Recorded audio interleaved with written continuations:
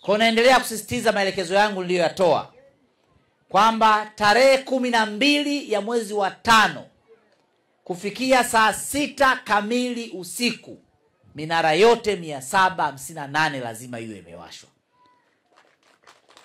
Hatutaongeza hata sekunde moja.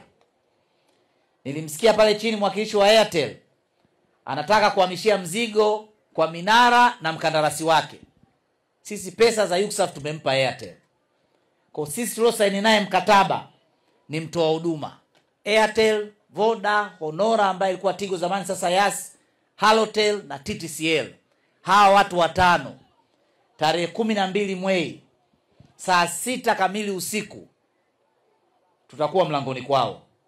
Fedha hizi alizotenga Daktari Samia zinaenda kupeleka mawasiliano si tu kwa wananchi 7,000 wa hapa Idete, bali kwa wananchi 8,500,000 ndani ya nchi yetu ya Tanzania.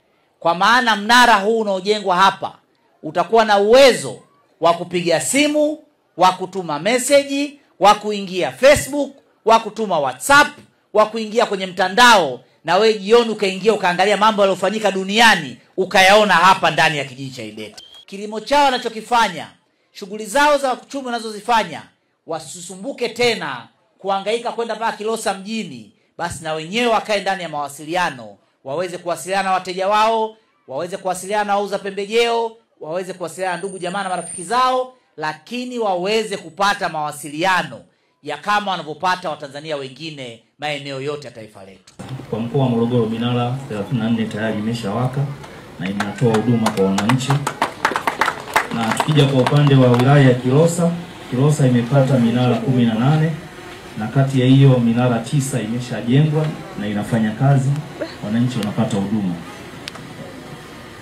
Na kwa hapa tulipo umetembelea pale juu kwenye ujenzi wa mnara ambao napenda niwahakikishie wananchi wakazi wa hapa kwamba ifikapo tarehe 1 mwezi wa 4 mnara ule utakuwa umekamilika na kuanza kutoa